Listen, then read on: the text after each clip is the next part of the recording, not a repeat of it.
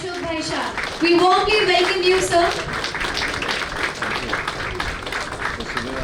I'd request Honorable Bandane kindly take your seats over here on the dais.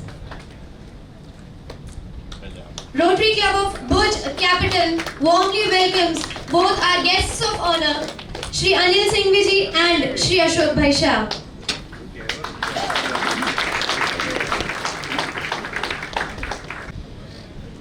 To begin with, as I said सुबह के session में that Anil ji के बारे में जितना कहा जाए उतना कम है.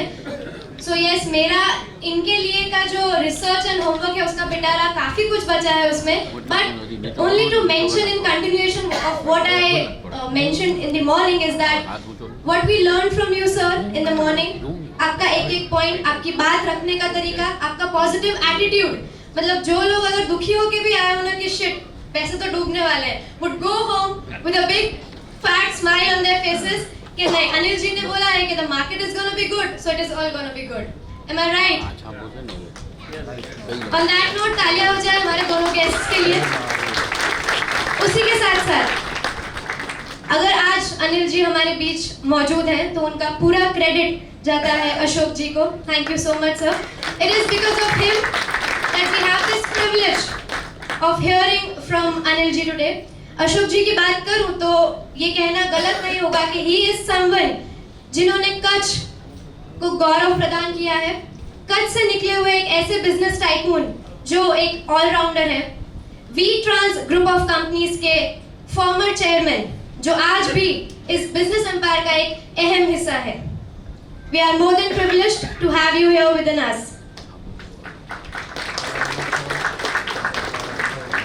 On that note, I would request Rotary Club of Bhuj Capital से Secretary Rotarian Kintur Chhaya, Project Chair Rotarian Dhiren Gaur and Vice President Rotarian Dhiren Bhai Lalan का कि वो kindly stage पे आएंगे और अनिल जी का स्वागत करेंगे. And I have all the members from Rotary Club of Bhuj Capital felicitating our guest of honor for the evening. Can we have a huge round of applause?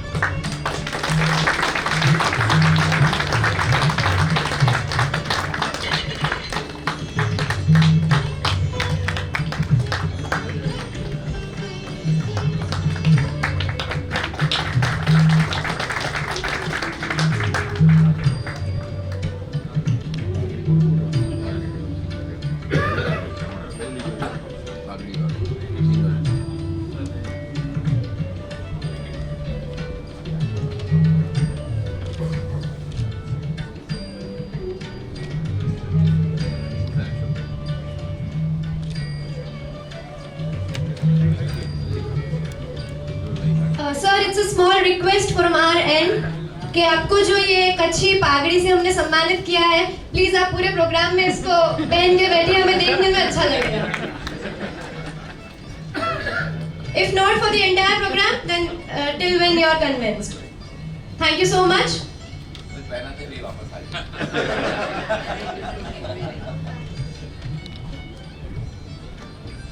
And without wasting any further time,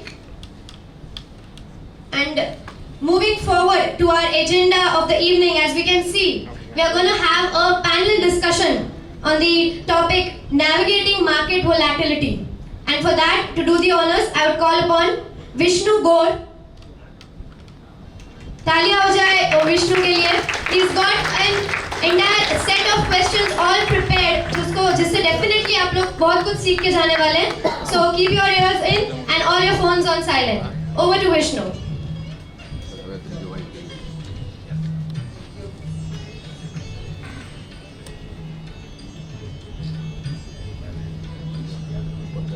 very good evening everyone. और मैं सबसे ज़्यादा आभारी हूँ आप दोनों का जो आप यहाँ पधारे और मुझे मौका दिया कि मैं सीख सकूँ. जैसे अनिल जी ने आज सुबह ही कहा था कि अगर मौका मिले तो कभी 2 घड़ी बिताइए अपने बुजुर्गों के साथ और सीखिए 2 बातें. तो आज मैं उसी को आगे बढ़ाते हुए आपसे दो बातें वही सीखूंगा जो हम सब साथ में मिलकर सीखना चाहते हैं। हेलो, बुजुर्ग कौन है? अशोक भाई या मैं? आप हम दोनों मिलकर इनसे सीखते हैं। आप दोनों ही एक्सपीरियंस्ड हैं। तो सबसे पहले मैं शुरू करूंगा जहां हमने सुबह ही थोड़ा सा छोड़ दिया था इसको छेड़ के, कि एसआईपी बुक है जो आज के दिन में जो 26,000 करोड़ की वैल्यू पे चल रही है।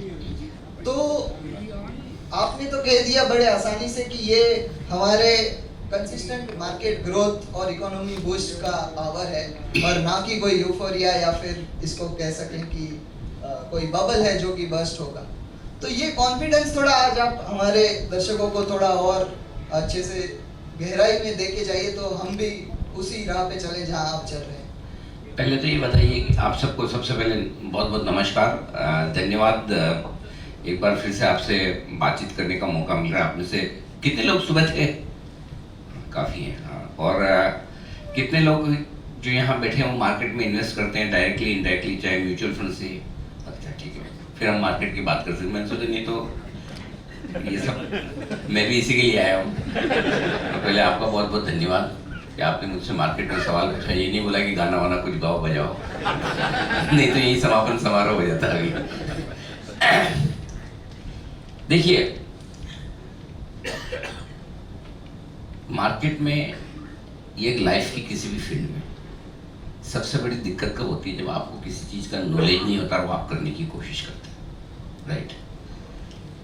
जो बदला है पिछले कुछ सालों में इंडियन मार्केट्स में, ये कि लोगों को अब समझ आ रही चीजें। आप बिलीव नहीं करेंगे, मैं 1996 से लेके 2000 का पीरियड था, उस समय मैं म्यूचुअल फंड डिस्ट्रीब्यूशन का काम करता था, जॉब में था, ठीक है।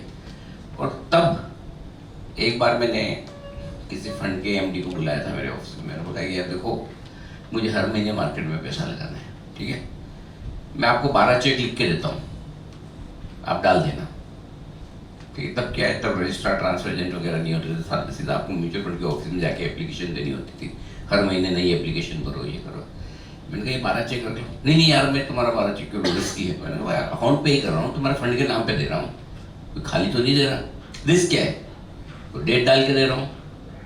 नहीं हम नहीं करेंगे।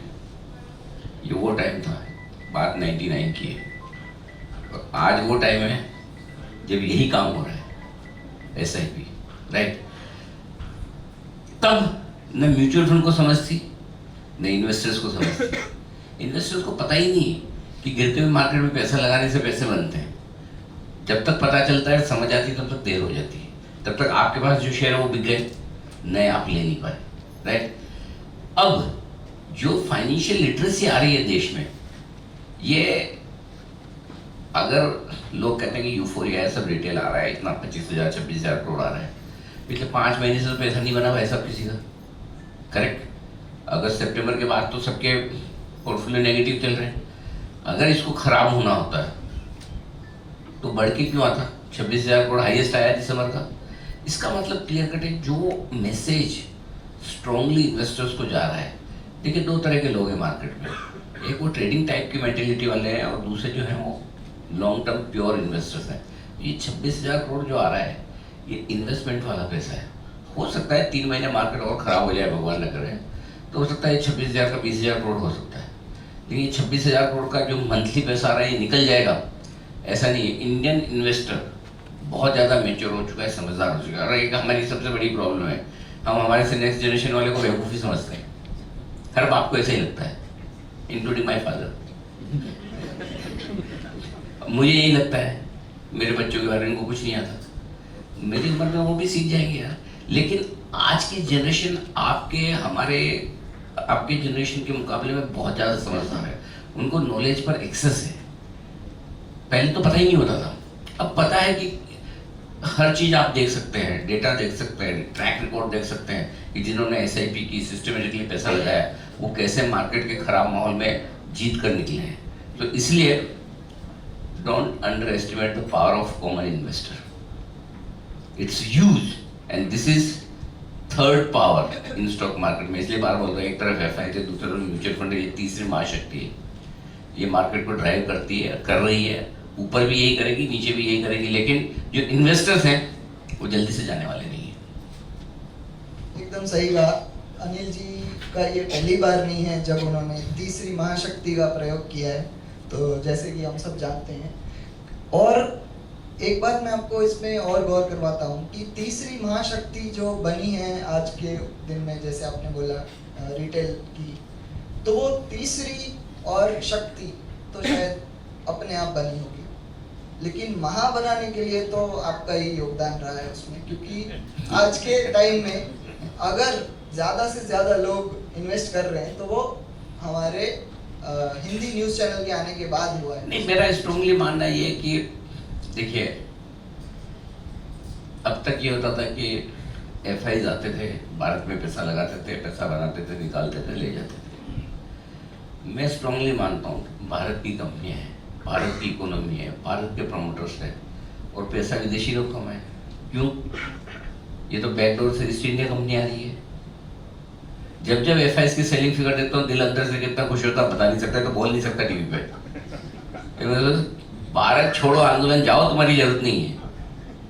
याद रखिएगा एक बात, एक दिन ऐसा आएगा, एक दिन ऐसा आएगा जब हिंदुस्तान के लोग दुनिया भर के स्टॉक मार्केट में पैसा लगाएंगे और वहां के मार्केट ये कहेंगे आज हमारा मार्केट बनने वाला है क्योंकि इंडिया की एफआई हमारे यहाँ पैसा लगाने आई। तो इसलिए एफआई बेचे तो खुश होने का, अपनी वेल्थ अपने इन्वेस्टर्स के पास है, दूसरों को क्यों देना। तो वाकई में मतलब हम कह सकते हैं कुछ ही सालों में ये तीसरी महाशक्ति दूसरी या तो पहली भी बन सकती है। अभी तो पहली है, आजकल तो यही बेच रहे हैं। इन्हीं के बेचने से गिर रहा है मार्केट, राइट। और एक और बड़ी विचित्र सिचुएशन आज के ज़माने में हो गई है, क्योंकि जो नई जनरेशन आ रही है वो सेल्फ डिपेंडेंट बनना चाह रही है, सब कुछ खुद से करना चाह रही है। तो ऐसे टाइम में क्या मार्केट या बाजार में जो हम लोग करते हैं या इतने सालों से जो एक्सपीरियंस लोगों ने मिल के जो अपनी वेल्थ बनाई है, तो उनको भी क्या फाइनेंशियल एडवाइजर्स की ज़रूरत पड़ेगी? और अगर नहीं करेंगे वो फाइनेंशियल एडवाइजर को हासिल, तो क्या लॉस हो सकता है उनका आगे जाके? देखिए, आप इंटरव्यू कर रहे हैं मेरा, इंटरव्यू करते करते मेरी बातों से बोर होकर आपको हेडेक हो गया, तो आप क्या करेंगे? एक सेरिडोन ले लेंगे, कोई थोड़ा बॉडी एक होने लगा तो कॉमी फिल्म खा लेंगे, डोलो 650 ले लेंगे, राइट। इफेक्ट ज़्यादा हो गया, एक दो दिन बुखार आ गया सुन के, तो अपने फिजिशियन के पास जाके दवा वगैरह मांगे। आपकी अगर छोटी मोटी बीमारी है आप खुद कर सकते हैं, केमिस्ट से पूछ सकते हैं, छोटे मोटे डॉक्टर के पास जा सकते हैं। लेकिन अगर भगवान न करे कोई बड़ी बीमारी हो तो क्या करेंगे? आप सबसे बढ़िया डॉक्टर देखेंगे। फाइनेंशियल हेल्थ में भी वैसा ही है जो फिजिकल हेल्थ है। आपको कितने पैसे बनाने, कितने लंबे समय तक बनाने हैं। अगर आपको रोज वाला ट्रेडिंग वाला काम करना है, अभी लिया अभी बेचा, ये वो तो किस्मत वाली बात है। उसमें जिस दिन आपके स्टार अलाइंड है उस दिन पैसे आ जाएंगे, जिस दिन स्टार खराब है उस दिन पैसे लग जाएंगे। लेकिन अगर आपको 2, 5 साल, 10 साल, 15 साल के लिए अपनी एक वेल्थ बनानी है तो आपको स्पेशलिस्ट डॉक्टर के पास जाना होता है, आपके फाइनेंशियल डॉक्टर के पास, राइट। एडवाइजर को दी हुई फीस कभी वेस्ट नहीं होती। अब ये अलग बात है, कई बार लोगों को लगता है अरे मैंने तो एडवाइजर से एडवाइस भी ली थी लेकिन उसका कुछ मजा नहीं आया, अच्छा नहीं हुआ। आज तक कभी ऐसा हुआ है किसी डॉक्टर के पास आप गए, 7 दिन का कोर्स लिख के दिया, आपने दवा खाई और उसके बाद आपका ट्रीटमेंट नहीं हुआ तो जाके उसको बोला फीस वापस दे? आप क्या करेंगे? या तो रिपीट जाएंगे या बोलेंगे कि मैं दूसरा डॉक्टर देखता हूँ, इससे बढ़िया वाला देखता हूँ। तो कभी गलती से कोई गलत एडवाइजर मिल जाए ये सोचिएगा कि डॉक्टर बदलना है, इलाज करवाना बंद नहीं कर देना है। इलाज बंद करते क्या नहीं, भुज में नहीं होगा तो अहमदाबाद जाएंगे, मुंबई जाएंगे, राइट। इससे बड़ा डॉक्टर देखेंगे, वही करना है। फिजिकल और फाइनेंशियल हेल्थ के ट्रीटमेंट में कोई डिफरेंस नहीं है। सो एडवाइजर बहुत जरूरी है। रहा सवाल यंग बच्चों का, आप और हम कौन एडवाइस देने वाले हैं? और आप अपने पिताजी की एडवाइस आपने कितनी मानी? मैंने तो नहीं मानी थी, आपने मानी है? ये देखो मैं तो ऐसे ही बोल रहा था, मैं तो मानी है तभी यहाँ पहुंचा हूँ, मैं तो आपसे हाँ करवाना चाहता था। देखिए क्या है, जिंदगी में कुछ करने की, कुछ रिस्क लेने की एक उम्र होती है। उस उम्र में आप बच्चों को रोको। हम ये चाहते हैं कि जो गलतियां हमने की है वो हमारे बच्चे न करें। ये सोच हमारी ठीक है, परफेक्ट है। आपको अपने बच्चों को सिर्फ इतनी बड़ी गलतियां करने से बचाना है कि वो दूसरी गलती करने लायक न रहे। छोटी मोटी उनको करने दीजिए, और उसी का नाम एक्सपीरियंस है, जो हमारे पास है, जो उनके पास नहीं है। राइट? सो मार्केट में अगर आपका बच्चा ट्रेड करना चाहता है, देखो अनिल जी ने बोला था ट्रेड मत करना, वो आपके साथ साथ मुझे भी गाली देगा, बोले अनिल जी क्या सिखा गए पापा को। सिंपल सी चीज है, आपके 20-25% कैपिटल रख दीजिए ट्रेडिंग में, करिए जितना करना है। बोले बेटा कर, जितनी इच्छा है, जब ये खत्म हो जाए बंद कर देना। ये एकदम वेगास के कैसीनो जैसा है, जितने पैसे लेके जाओगे उतने ही हार के आओगे, उससे ज्यादा नहीं हारोगे, है ना? तो उतने ही ले जाओ जितने हार के आने, अलग से दे दो भाई। और हो सकता है आपका बच्चा होनहार निकले, ट्रेडिंग में बड़ा पैसा बना ले तो उसको और करवाइए, क्या दिक्कत है? कोई खराब प्रोफेशन थोड़ी है। सो मेरा पॉइंट है, कई बार हम हमारे बच्चों को अंडर एस्टिमेट करते हैं, और कई बार हम हमारे बच्चों को जरूरत से ज्यादा दबाते हैं, ये मत कर, वो मत कर। Let them learn by their experience. Correct? There are certain things which you should not allow, that you can drive at 120 speed. Okay, so there are certain things where don'ts, but otherwise let them learn from their mistakes. Okay, there are ways and means. ठीक है? समझो आपका बच्चा trade करना चाहता है, आप उसको बोला अच्छा बेटा चल आज ट्रेडिंग साथ में करते हैं, तू क्या लेगा, क्या कर रहा है ये ट्रेड, ठीक है तेरे लिए मैं लेता हूँ, आपको लेना नहीं है, आपको पता है वो लॉस करेगा। राइट? और प्रॉफिट कर ले तो अपने में से दे देना यार, स्विंग में आप ही तो बच्चे इस पॉकेट से उस पॉकेट में जा रहे हैं, और लॉस कर ले तो आप कोई बात नहीं, लॉस हो गया, अच्छा कल क्या करना है। 3 दिन बाद बच्चे को शर्म आ जाएगी कि मैं रोज पापा के साथ बैठ के ट्रेड कर रहा हूँ, लॉस कर। आप उसको प्रैक्टिकली समझेंगे। किसी के घर में किसी को कोई गुटखे की या इसकी उसकी कोई लत लग जाती है, एडिक्शन लग जाती है, तो फैमिली मेंबर कैसे छुड़वाते हैं? आप रोज डांट के नहीं छुड़वा सकते, उससे तो और अडियल हो जाएगा। सो मेरा ये कहना है कि नेक्स्ट जनरेशन जो है वो बहुत साउंड है, समझदार है, हमारे से बहुत आगे, टेक्नोलॉजी का इस्तेमाल करना जानती है, इसलिए उनको give them experience, not advice. And this is my advice to all fathers, grandfathers, not to kids. एकदम सही बोला आपने कि अच्छा बाय द वे, मेरे सारे आंसर सही नहीं है, ये इनका तकिया कलाम है, एकदम सही बोला। ऐसा नहीं मैं 100% सारी चीजें सही बोल रहा हूँ। नहीं, मैं भी अपने पापा का ही बेटा हूँ, तो थोड़ा तो सही बोलूंगा ना इस बात में। नहीं, तो जैसे आपने एक्सपीरियंस की बात कही इधर की, एक्सपीरियंस आपके पास है, उस बच्चे के पास नहीं है जो करना चाह रहा है, तो उसी एक्सपीरियंस को आगे बढ़ाते हुए एक सवाल मैं अशोक जी को भी पूछना चाहूँगा कि हमने देखा सुना तो नहीं है उतना ज़्यादा, क्योंकि हम बहुत ही यंग हैं। आपने वी ट्रांस कंपनी जब शुरू हुई थी उसको आज 65+ ईयर्स हो गए हैं, और 4th generation if I am not wrong is still into the business, और it is still continuously growing with giving good results to you as well as to others who have joined their hands with you in the firm. तो इतना consistently एक business को grow करना, और सिर्फ अपने ही लोगों की या परिवार की चिंता ना करते हुए अपने समाज के लिए और दूसरे लोगों के लिए भी काफ़ी एक प्रेरणा दी है। तो अब आप इस मुकाम पे आ चुके हैं, तो आप सब लोगों को जो हमारी एज के हैं, जिन्होंने वो सब जर्नी नहीं देखी है, जिनको बिजनेस करने के लिए क्या क्या सेंस होना चाहिए, क्या आप उस पर थोड़ा सा गौर फरमा सकते? Thank you very much. पहले तो क्षमा चाहते हैं, आज सुबह से इतना हेक्टिक था, हम दोनों ने करीब 260 किलोमीटर की जर्नी की। उसकी बदौलत हम कुछ आधा घंटा, आपके कार्ड में लिखा था 6:30, लेकिन हम 7:30 बजे, 7:15 बजे पहुँचे, क्योंकि मुझे यहाँ की फितरत मालूम है कि 1 घंटा रहता है, 1 घंटे का मार्जिन रखना पड़ता है, कच्छ है।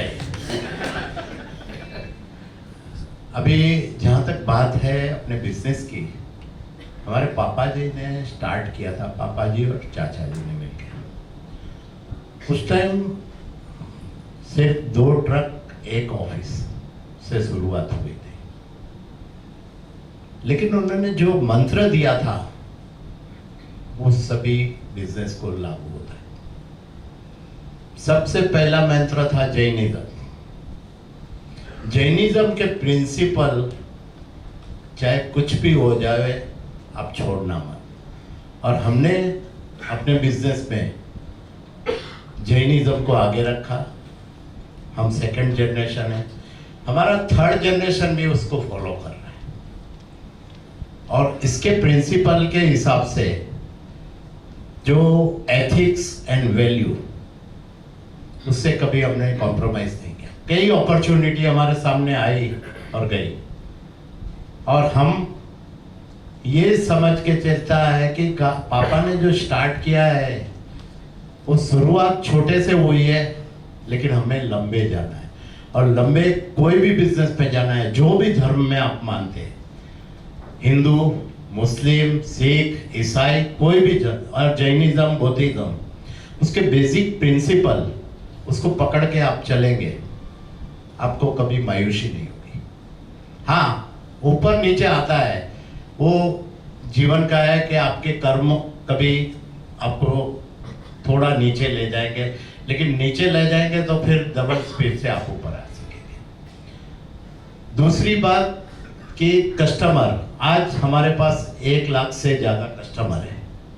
जो 1958 में हमारी कंपनी शुरू हुई थी, तब के हमारे साथ जो जुड़े हुए थे वो भी आज जुड़े हुए हैं। क्यों जुड़े हुए?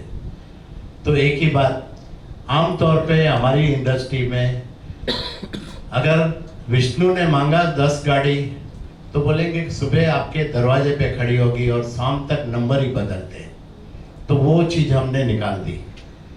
नहीं पहुंच सकते, नहीं दे सकते, ना बोलने सीखो। ना बोलने सीखा, उसका एडवांटेज ये मिला कि हमारे साथ जो स्टार्ट हुई थी उनमें से एक ही कंपनी अभी जीवित है, बाकी किसी का नाम निशान नहीं। लेकिन हम उसी तरह से बहुत धीमी स्पीड से, कछुए की स्पीड से बढ़ रहे हैं, ये कह सकता हूँ।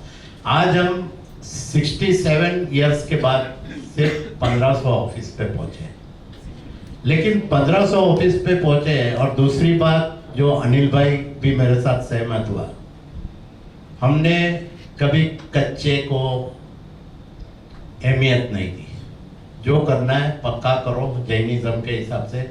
जो टैक्स है भर दो, लेकिन टैक्स के बाद आएगा। तो हमारा माइंडसेट ये हो गया था, जब भी 66% थे तभी भी वही माइंडसेट था, और आज 25% जो कॉर्पोरेट टैक्स है, तो के 25 अपना नहीं है, 100 में से 75 ही अपना है।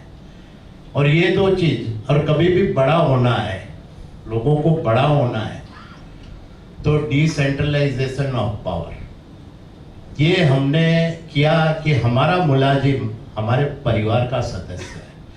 ये जो भावना थी, इसकी वजह से आज ओनरशिप जो है वो हमारे पास नहीं है, हमारी टीम के पास है।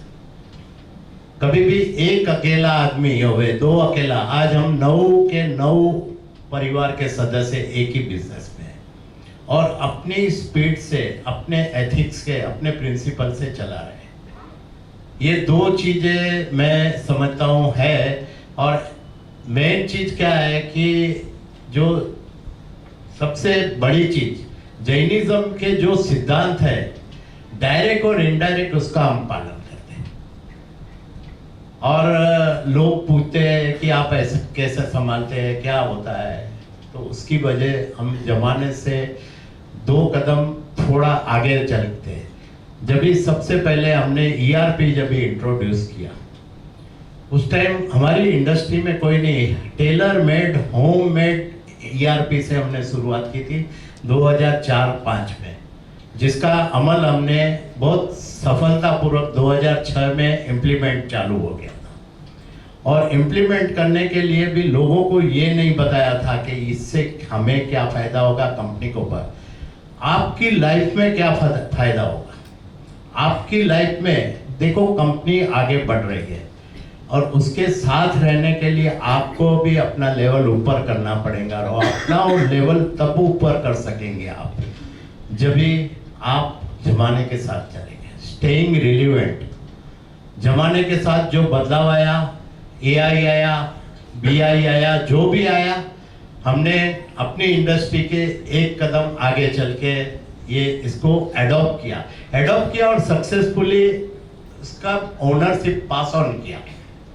ये 2 वजह मैं समझता हूँ, बहुत सारी चीजें हैं। हम लोग हमारी इंडस्ट्री में 1962 से मैं बात करूँ तो इनोवेटिव रहे, मतलब कोई भी नया इन्वेशन। अभी एक छोटी सी बात बता रहा हूँ, आइसर मोटर्स जब इंडिया में आई तो सेल्स वाला जो लड़का था मुझे मिन्नत करके बोला, अशोक भाई 2 गाड़ी आपको देनी है। मैं बोला 2 गाड़ी, तेरी गाड़ी के दाम ज्यादा है। बोला आपको जो दाम देना है देना, लेकिन आप हाँ भरो और नाम लिखाओ। हमने नाम लिखा दिया एक भरोसे पे कि चलो नई चीज आ रही है, नई टेक्नोलॉजी के साथ। उसने क्या किया, उसने मेरी 2 गाड़ी की बुकिंग मार्केट में ये फैलाया कि अशोक भाई ने तो बहुत सारी गाड़ियां ली है, और गाड़ी उसकी बिकने लगी और उससे हमको फायदा हुआ, हमारी मार्केट को फायदा हुआ। तो हम लोग जहाँ जो कदम पे चलते थे, जब ये ERP आजमाया तभी भी लोग पूछते थे क्या क्या है क्या नहीं। हमने यहाँ तक कहा था कि जिसको भी शेयर करना है आप कर सकते हो। जो हमारा जो ERP बनाने वाला था उसको बोला इससे आपके कॉम्पिटिटर करेंगे। अरे भाई कॉम्पिटिटर हो गए तो कंपटीशन करेंगे, उनको दाल आटे का भाव पता चलेगा। आज हमारी इंडस्ट्री में कॉस्टिंग की जानकारी नहीं है, इससे कॉस्टिंग मिलेगी तो आप नहीं करेंगे, क्योंकि हमारा वॉल्यूम जो है उसके बदौलत उनका वॉल्यूम छोटा है, तो वो करने जाएंगे तो वो फेल हो जाएगा। वो सीखेंगे, जैसे अनिल भाई ने कहा, फेलियर से। तो हमने ये सिर्फ अपने तक न रखते हुए सोसाइटी को जितना बेनिफिट हो सके वो देने की कोशिश की। और ये छोटी छोटी ऐसी बातें हैं कि आपका शाम तक रात सुबह हो सकती है, लेकिन मैं शॉर्ट में बोलता हूँ कि अपने धर्म को आगे रखकर उसके प्रिंसिपल को हमने फॉलो किया, लोगों को ओनरशिप दी और हमारे साथ काम करने वाले को हमारा परिवार का दर्जा दिया। ये 3 अहम बातें हैं। और इनोवेटिव, जमाने से एक कदम आगे रहने की कोशिश की और रिलेवेंट रहने की, ये बातें में हमारा ग्रोथ की स्टोरी आती है। बस बहुत बहुत शुक्रिया। मैं तो अभी केवल 26 वर्ष का हुआ हूँ और शायद आगे चल के मेरा भी मन हो और मैं कोई बिजनेस शुरू करूँगा, मैं ये प्रिंसिपल ज़रूर याद रखूँगा और कोशिश करूँगा कि आपकी तरह उनको निभा पाऊँ आगे बढ़ते हुए। और जैसे कि आपने बात करी उतार चढ़ाव की, तो हम सब तो यहाँ पे काफ़ी दर्जे से लगे हुए हैं बाज़ार में, मार्केट में देखते हुए, लेकिन मेरे जैसे जो यंग इन्वेस्टर हैं जो 2020 के बाद ही ज्वाइन किए हैं अपना इन्वेस्टमेंट जर्नी, उन्होंने शायद मार्केट में कोई क्रैश या फिर बहुत बड़ा करेक्शन होते हुए देखा ही नहीं है। उन्होंने तो सिर्फ बुल रन को ही चखा है। तो उनको आप क्या कह सकते हो या फिर उनकी क्या स्ट्रेटजी होनी चाहिए आगे चलते हुए कि जिससे वो अपनी सेफगार्ड भी रखें और कह सके कि उनका प्लान बी भी हो उनके साथ? क्या आपको देखना है क्रैश? हाँ। क्रैश देखना है? नहीं देखना नहीं है, लेकिन अगर हो तो उसके लिए भी तो तैयार रहना पड़ेगा। आपके जब तक सारे पैसे इन्वेस्ट नहीं हो जाएंगे तब तक मार्केट क्रैश नहीं होगा, चिंता न करना। एक बार सारे लग जाने दीजिए, वहां पे सबका डेटा जाता है, आर्टिफिशियल इंटेलिजेंस सारी है मान। देखिए दिक्कत उसको होगी जो ये सोचता है कि मार्केट कभी घट नहीं सकता, दिक्कत उसको नहीं होगी जो ये सोचता है कि मार्केट घट सकता है। पैसा वो बनाएगा जो ये सोचता है कि घटने के बाद फिर बढ़ता है, नया हाई बनाता है। पैसा वो तोड़ेगा जो ये सोचता है कि घट गया अब खत्म, आज के बाद कुछ नहीं, ताला लगा के सारे शेयर बेच के जीरो कर देगा, इस तरफ वापस आना नहीं। करेक्ट। आप में कितना भी कह दें, जो चीज एक्सपीरियंस से आती है वो एक्सपीरियंस से आती है। एक चीज हमेशा याद रखो, मार्केट में सक्सेस का एक ही फॉर्मूला है। अगर हर बुलरन तेजी का मार्केट खत्म होता है, जब भी बुलरन खत्म हो कोई भी लेवल पे हो, अगर आपके पास पहले से ज़्यादा पैसा है बुलरन खत्म होने के टाइम, तो आप सक्सेसफुल। और अगर जब भी मार्केट में मंदी आ जाए, बेयर मार्केट आए और बेयर मार्केट खत्म हो, तो अगर आपके पास पहले से ज़्यादा अकल और समझ है तो आप सक्सेसफुल। तो ये मार्केट हर आदमी को हर एक चीज़ देता है। जिसके पास पैसा है वो उस आदमी से मिलता है। जैसे मैं मुंबई की बात होता हूँ, जैसे हमारे अशोक भाई मर्सिडीज में ट्रैवल करेंगे और वो स्टॉक मार्केट में एडवाइस करने के लिए उस आदमी से मिलने जाते हैं। उनका रिलेशनशिप है जो लोकल ट्रेन में आता है, क्योंकि इनके पास पैसा है, उसके पास एक्सपीरियंस है। ये बुल मार्केट की कहानी है। जब मार्केट बेयर मार्केट आता है तो इनके पास एक्सपीरियंस होता है, उसके पास पैसा हो जाता है। शिफ्ट ऑफ रोल है, राइट। सो जहाँ तक यंग जनरेशन का सवाल है, अगर आप ट्रेड कर रहे हैं, अगर आप ट्रेडर हैं, तो ये मान के चलें कि जितना पैसा आपने ट्रेडिंग में बनाया है उसका मिनिमम, ज़्यादा भी हो सकता है, मिनिमम 40% मार्केट आपसे वापस लेगा। ये जाने वाला है, क्योंकि जो ट्रेडर है उसकी पोजीशन कभी न कभी तो कुछ ना कुछ ऐसी रहेगी जो उल्टी पड़ेगी। आप शॉर्ट हैं तो मार्केट तेज हो जाएगा, लॉन्ग है तो घट जाएगा।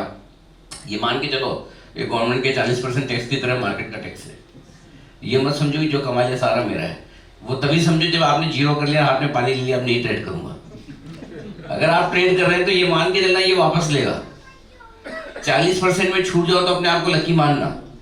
बाकी तो लोगों की हाल ही 4 महीने में कमाते हैं, 4 दिन में पूरा वापस बैलेंस शीट खाली, राइट। सो ये मान गया। एज ए यंगस्टर आपको यही सोचना है कि मेरी ट्रेडिंग पोजीशन में मुझे कितने लॉस पर रुक जाना है, वो सबसे important. As a young investor आपको ये मान के चलना है कि मैंने जो पैसा लगाया है ये 40% नीचे मार्केट इन्वेस्टमेंट पे भी कभी भी आ सकता है।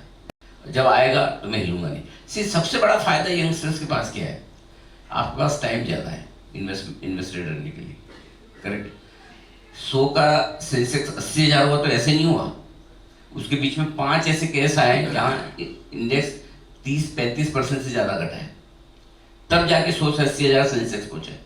5 से ज़्यादा बार ऐसा हुआ है, 30% से बड़ा फॉल आया इंडेक्स में। स्टॉक्स में तो क्या आया होगा समझ लीजिए। इसलिए जो भी यंग इन्वेस्टर्स हैं, आप सिर्फ ये चीज़ ध्यान में रखिए, एक, जब मार्केट खराब हो जाए तो भाग नहीं जाना है, और पैसा लगा पाओ तो अच्छी बात है, नहीं लगा पाओ तो कोई बात नहीं। कोई जरूरी नहीं कि उस समय जब मार्केट खराब होता है तो आपके पास दोनों चीज़ चाहिए, पैसा तो चाहिए, हिम्मत भी चाहिए, जो दोनों ही नहीं होती।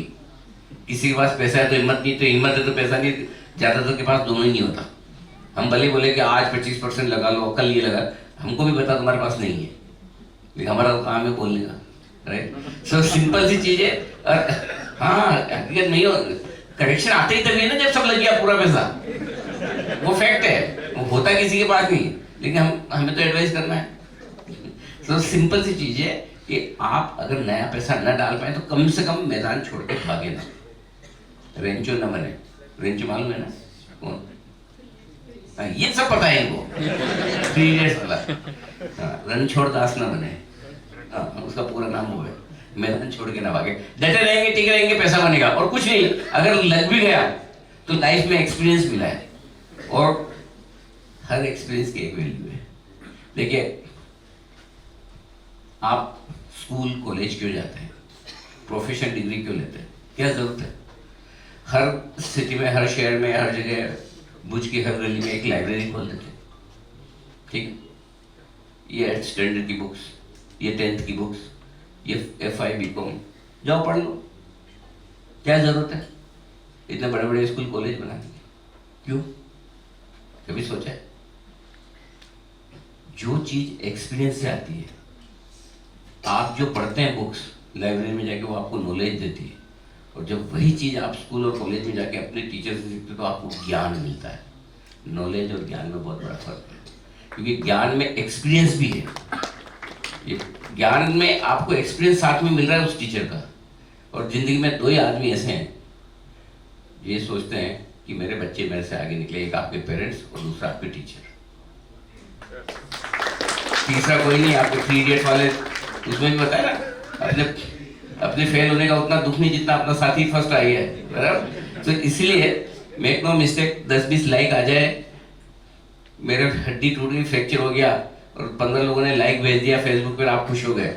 अल्टीमेटली आपका ध्यान, आपकी सेवा आपका परिवार ही करेगा, राइट। सो सिंपल सी चीज है, हमेशा ये ध्यान में रखिए कि अच्छा समय आएगा। खराब समय में कोई बात नहीं, गलत इन्वेस्टमेंट हो गया, गलत टाइम पे हो गया, गलत हो गया इन्वेस्टमेंट, निकल जाइए। गलत टाइम पे हो गया और टाइम दीजिए, सिंपल फॉर्मूला और कुछ नहीं। तो ये तो एकदम सही बात है। एकदम आपने स्ट्रेट फॉरवर्ड वे में एक सेंटेंस बोल दिया कि टाइम इज मनी का जो फॉर्मूला होता है, जो सब लोग बांटते फिरते हैं, आपने ये आसान भाषा में मुझे समझा दिया और हम सबको।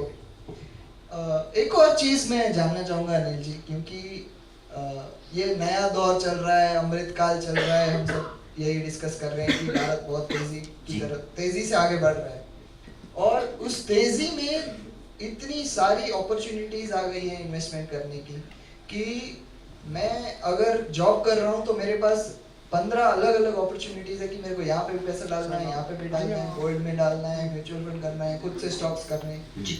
तो इन सब के बीच में अगर मुझे सही से पोर्टफोलियो मेरा डाइवर्सिफाई करना शुरू करना है, एकदम बेसिक शुरुआत से ही, जब से मैं बनाऊं, ना कि जब मेरा अमाउंट हो जाए तब मैं डाइवर्सिफिकेशन करूं, तो उसके लिए आप क्या सजेस्ट करेंगे जो कि डाइवर्सिफाई करने में क्या क्या ध्यान में रखना चाहिए?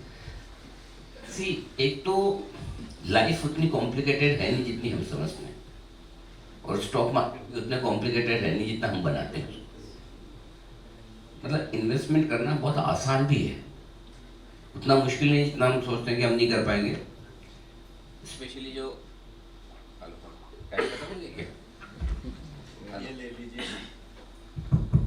हेलो, सो हमेशा एक सिंपल सी स्ट्रेटेजी रखिए।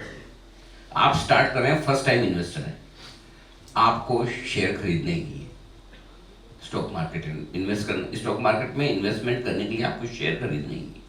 पहली चीज, शुरुआत कहाँ से करेंगे? शुरुआत करेंगे म्यूचुअल फंड से। आप कौन सा म्यूचुअल फंड लेंगे? कोई भी टॉप 3 हाईएस्ट एयूएम वाले, कोई एसबीआई, कोई एचडीएफसी, कोई आईसीआईसीआई, उनमें से एक आप डाइवर्सिफाइड स्कीम उठा लीजिए या फ्लेक्सी कैप स्कीम उठा लीजिए, दोनों में से कोई भी एक फंड ले लीजिए, ठीक है। इन्वेस्ट कर दिया, अब आपको क्या करना है? हर महीने उसकी फैक्ट शीट आएगी, फैक्ट शीट देखिए, कौन सा स्टॉक अंदर आया, कौन सा गया, कौन सा खरीद रहे, कौन सा बेच रहे, उनका देखिए, दूसरे फंड का देखिए, ये एक्सपीरियंस लीजिए। उसके बाद जब आपको समझ में आने लगे थोड़ा, हाँ ऐसे शेयर अंदर आते हैं, बाहर जाते हैं, ये खरीदते हैं, वो बेचते हैं, क्या कर रहे हैं, क्या नहीं कर रहे हैं, थोड़ा आपका मार्केट में इंटरेस्ट लगेगा, फिर इंटरेस्ट बनेगा तो आप जी बिजनेस देखना शुरू करेंगे, फिर आपको आदत लग जाएगी, ठीक है।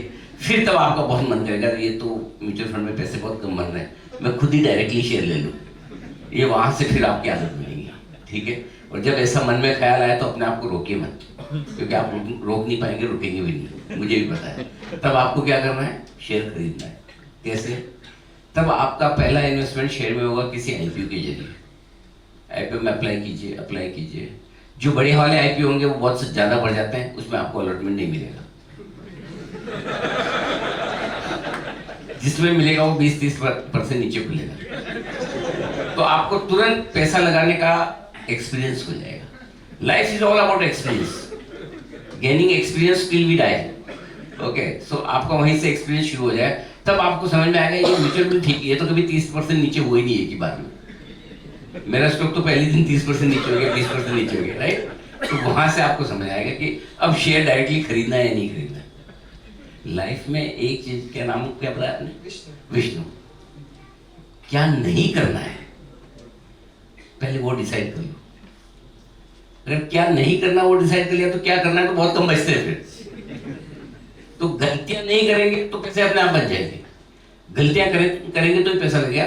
और अगर आपको लगे कि नहीं भाई मैं तो अच्छे से सीख गया हूँ, धीरे धीरे अब स्टॉक सिलेक्शन में जाएंगे, फिर उसके बाद आप ट्रेडिंग करो, इन्वेस्टमेंट करो, सीधा करो, फिर थोड़े पैसे और बनेंगे।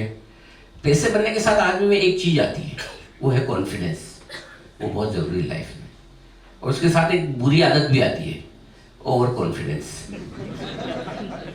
मैं बहुत समझदार हूँ, मेरे पापा हैं वो फालतू में दिन भर सुबह से शाम लगे रहते हैं इस बिजनेस में, दिन भर की माथा पच्ची, रात को भी आके फोन पे लगे रहते हैं, इसका पैसा नहीं है, उसका वो नहीं हुआ, ये प्लांट आज बंद पड़ा है, इसका प्रोडक्शन बराबर नहीं है, अशोक भाई बोलेंगे इसकी ट्रक नहीं पहुंची, उसका ये नहीं हुआ। मेरी तरफ देखो, life is cool. I get up at 8 o'clock in the morning when Anil Singh starts. ये अनिल जी 9 बजे आके बोलने शुरू करे तो मैं 1 घंटा और ज्यादा सो पाऊँ, राइट। 9:15 बजे मार्केट, लैपटॉप खोला, शटर अप, कर ली एक्टिविटी, उंगलियों की एक्सरसाइज, 3:30 बजे shutter down, life is cool again, go have fun with friends, go to swimming pool, gym, movies, what not. बोले इतनी मेहनत कौन करे बिजनेस करने की, इतना काम कौन करे?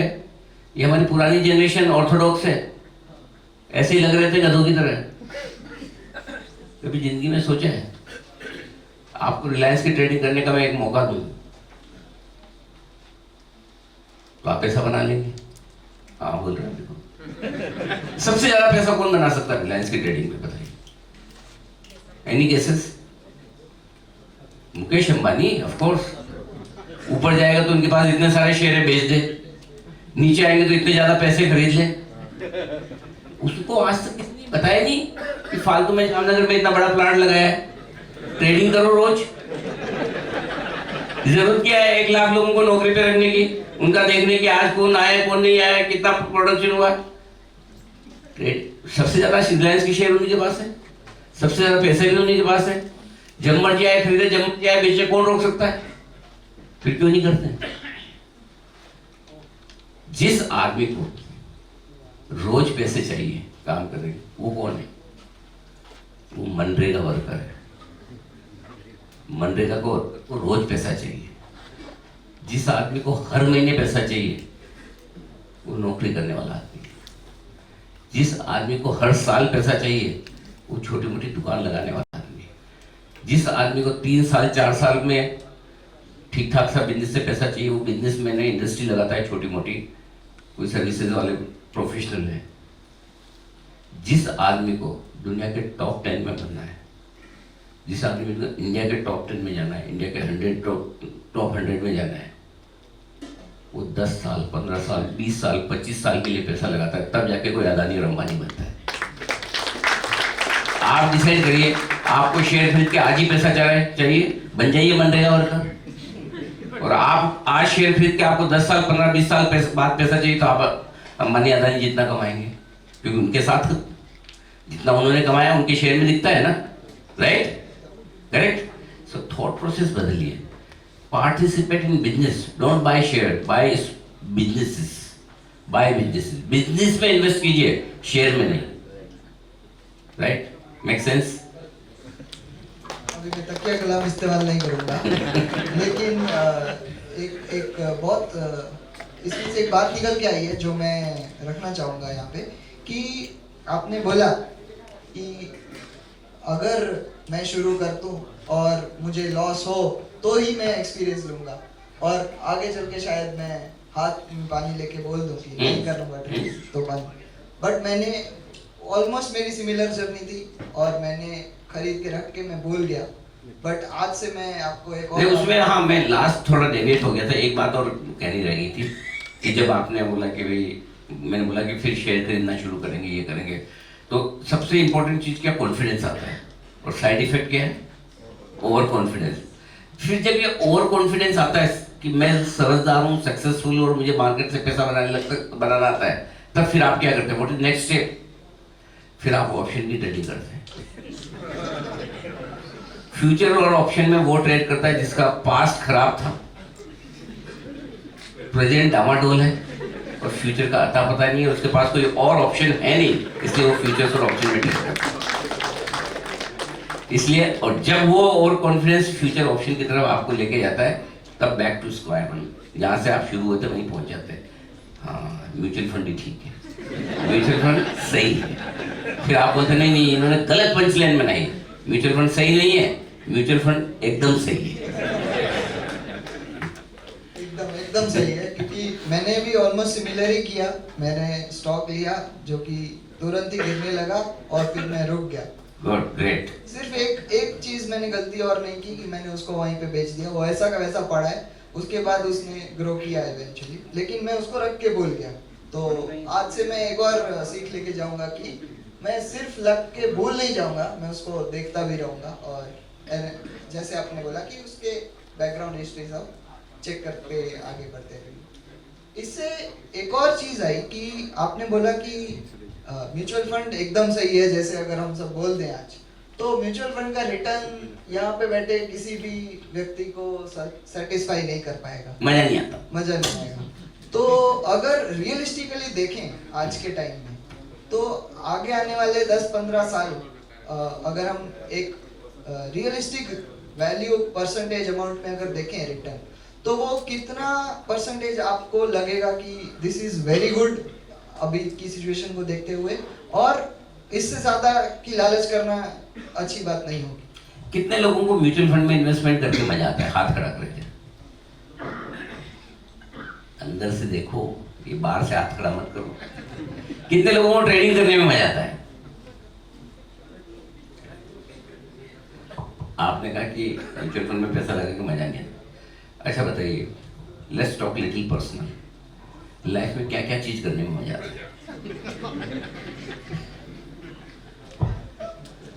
मैं बताता हूँ, मैं थोड़ा आसान कर देता हूँ। बाहर खाना खाने गए, चाहे अकेले जाओ चाहे गर्लफ्रेंड के साथ जाओ, मजा आता है। मूवी देखने में मजा आता है, एक फॉरेन ट्रिप पे गए मजा आता है, ऑफ कोर्स ट्रेनिंग करने में मजा आता है। जिंदगी का कौन सा मजा ऐसा है जो मुफ्त में मिलता है भाई साहब? सिर्फ ट्रेडिंग का मजा आपको मुफ्त में लेना है? अगर ट्रेडिंग करने में मजा आता तो उसके पैसे लगेंगे। हर चीज के पैसे लगते हैं जिसमें मजा आता है। Investment is a very very very very boring process. अगर आपको लाइफ में कुछ नहीं करना है, पड़े रहना है, आलसी बनना है और बड़ा पैसा कमाना है, तो इन्वेस्टमेंट करिए, तो इन्वेस्टमेंट करिए। करेक्ट? ये बहुत बोरिंग प्रोसेस है, किक तो मिलती नहीं। म्यूचुअल फंड के लिए आज 12 पैसा बढ़ गई, कल 10 पैसा घट गई, तो आपको मजा ही नहीं आता। लेकिन मजे लेने के लिए पैसा लगा रहे हैं, इन्वेस्टमेंट करके बड़ा पैसा बनाने के लिए बना रहे हैं, राइट? सो इसलिए जब आप इन्वेस्ट कर रहे हैं, it's like growing your kids. आपके बच्चे आज पैदा हुए हैं, आप इस उम्मीद में कि जब ये 30 का हो जाएगा, 35 का हो जाएगा, मैं 70 का हो जाऊंगा, 60 का हो जाऊंगा, 80 का हो जाऊंगा, ये 40 का हो जाएगा, तो ये और इसके बच्चे मेरी सेवा करेंगे। यही है ना, एक्सपेक्टेशन तो यही होती है, राइट? पता नहीं करेंगे नहीं करेंगे, किसको पता है? वही हाल स्टॉक्स है, राइट? वही हाल स्टॉक्स है। मैं आपको एक फॉर्मूला देता हूं। कितने यहाँ पे लोग हैं जिनकी शादी नहीं हुई अब तक? लड़कियों की शादी नहीं होती, बाकी लड़के तो बहुत ही कम है। एक कोई भी वॉलंटियरली खड़ा हो जाए, कोई भी आप में से कोई भी खड़ा हो जाए, नहीं तो फिर क्या मैं इनकी कितनी तक क्लास लूंगा? कोई भी खड़ा हो जाए। बच्चे तुम नहीं, आपको लड़का चाहिए, कोई भी लड़का खड़ा हो जाए। हाँ, शुभम क्या नाम? अच्छा, जो भी, तुम्हारा क्या नाम है? हाँ, निसर्ग। कितनी उम्र है? 19। Very good. शादी करोगे? क्यों? करना चाहिए, पितृ ऋण चुकाना है आपको। अच्छा, पर्सनल बात पूछ सकता हूँ ना? बच्चे पैदा करोगे? भाई जरा साइड में हो जा। लो, श्योर। क्या गजब का कॉन्फिडेंस है सर, 19 साल की उम्र में। साला हम तो 28 साल की उम्र में पिताजी के सामने बोल नहीं सकते शादी नहीं कर रहे। मन में तो लड्डू फूट रहे, आप पिताजी पूछ रहे शादी के बारे में। कितने? 2 मेरी एक बात मानोगे, सिर्फ एक बात। अच्छा पहले बताओ 2 क्यों? ऐसे ही 2 से कम या 2 से ज्यादा हो गए तो वैसे ही। चलो थोड़ी प्लानिंग करते हैं भाई, फैमिली प्लानिंग। क्यों चाहिए बच्चे तुम्हें 2?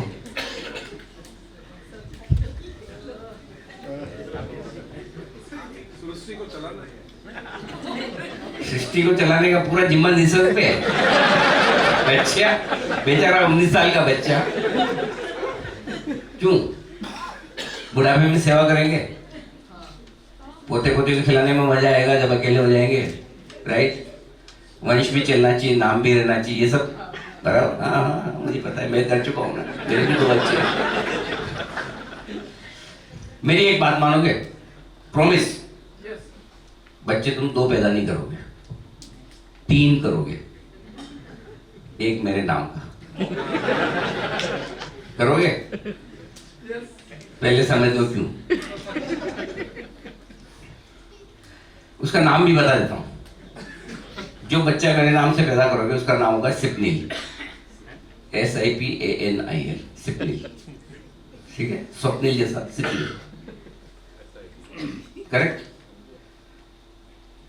प्रेगनेंसी से लेकर डिलीवरी तक की जो कॉस्ट आती है वो 1-1.5 लाख, 2 लाख, 3 लाख, जो भी अलग अलग आप जहां भी ट्रीटमेंट कराते हैं, वो अमाउंट आप अलग रख दीजिए, ठीक है? जिस दिन आप प्लानिंग करें मेरे नाम से बच्चे की, प्लीज करना मत है। जितना पैसा आपकी प्रेगनेंसी से लेकर डिलीवरी तक का पैसा लगता है वो साइड में रख दीजिए, वो अमाउंट आप अलग से रख लीजिए। उसके बाद बच्चा होने के बाद हर महीने आपके उस बच्चे पे क्या खर्चा आता है, 5,000, 10,000, 20,000, जो भी, वोटेवर आप अपना डिसाइड कीजिए, आप अपने बच्चे पे कितना खर्च करें। हर महीने वो पैसा अलग रख लीजिए, ठीक है? जो पैसा शुरुआत में रखा है वो एक साथ इन्वेस्ट कर दीजिए किसी अच्छे म्यूचुअल फंड में। उसके बाद हर महीने का खर्चा वो आप उस म्यूचुअल फंड में SIP के तौर पे डालते रहिए। 30 साल बाद जब आपको लगता है, 35 साल बाद या 25 साल बाद, कि अब अगर तीसरा बेटा मेरा होता है या बेटी होती तो मेरी सेवा करती आज इस उम्र में। जैसे जैसे समय बढ़ता है, आपका बच्चा 1 से 2 साल का होगा, खर्चे बढ़ेंगे, 5 साल का होगा, 10 साल का होगा, उसका खर्चा है उतना आप SIP बढ़ाते जाइए।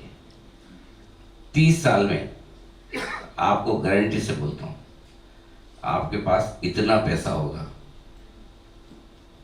कि आपके 2 बच्चे ओरिजिनल, वो नालायक भी निकल जाए, भगवान न करे ऐसा हो, लेकिन अगर निकल जाए तब भी ये तीसरा बच्चा आपकी इतनी वेल्थ जनरेट कर देगा कि आपके 2 बच्चे आपके आगे पीछे घूमेंगे। और इसीलिए उसका नाम सिपनील रखा है, SIP अनिल। समझ में आया ना? तो इसलिए अगर तीसरा बच्चा आपका हेल्दी रहा, वेल्दी तो हो गई, राइट? अगर आपने 30 साल तक बराबर इन्वेस्टमेंट किया तो सारे आस पड़ोस वाले रिलेटिव्स, भाई बुड्ढे के पास बहुत पैसे हैं। प्लानिंग ठीक है ना? एक्चुअली में मत कर देना, पता चला कि बाकी की प्लानिंग बिगड़ गई। 2 ही करने हैं, और अगर आप तीसरा नहीं अफोर्ड कर सकते तो एक कम कर लो, एक करके एक ये वाला करो, virtual. The virtual kid would help you in your retirement, in your old age. और अगर बस पैसा है ना तो अच्छे अच्छे सेवा करते हैं, और पैसा नहीं हो ना तो अपने बच्चे भी भाग जाते हैं। पैसे में बहुत बड़ी ताकत है। पैसा सब कुछ नहीं है, लेकिन ऐसा बोलने के पहले आपके पास अच्छा पैसा होना चाहिए। अच्छा, जब खत्म करो उससे पहले मुझे 5 मिनट और अलग से देना, मुझे कुछ महिलाओं के बारे में बात करनी है। हाँ, जब भी आप खत्म करो उससे पहले 5 मिनट दीजिए। बस 2-3 और क्वेश्चन। नहीं, आपको जितना पूछो, मुझे कोई दिक्कत नहीं है। मेरी फ्लाइट कल सुबह 9 बजे की। तो उधर जब इतना समय है तो एक और, अरे भाई साहब गाने भी सुन रहे यार, आपने सीरियसली ले लिया। सीरियसली तो आपको हर रोज लेते हैं CNBC पे, तो सॉरी जी बिजनेस पे। तो एक सुबह जो एक बात निकल कर आई थी कि ये जो सेक्टर्स हैं कुछ ईवी हो गया, न्यू एज ई कॉमर्स है, फिर मार्केट इंफ्रास्ट्रक्चर है, इन सब की हिस्ट्री काफ़ी छोटी है। जैसे आपने नाम भी लिए कुछ स्टॉक्स की, तो उनकी हिस्ट्री छोटी होने की वजह से आज के टाइम में हम सब जो वैल्यू क्रिएशन की है जिन स्टॉक्स ने, जैसे कि पेंट सेगमेंट में हो गया या और भी इंडस्ट्रीज में, तो उनकी तरह हम इसको एनालाइज या फिर मतलब कौन सा मल्टी बैगर बनेगा वो कैसे हम इन सब कौन सा 10 गुना 20 गुना हो सकता है ये जानना। आगे चलते हुए ऐसे हम अपेक्षा कैसे रखें? किसको जानना है कि कौन सा शेयर 20 गुना हो सकता है हमसे? एक मिनट, हाँ भाई साहब किसने हाथ खड़ा किया था इधर जरा, एक मिनट जरा खड़े हुई है, माइक दीजिए भाई साहब।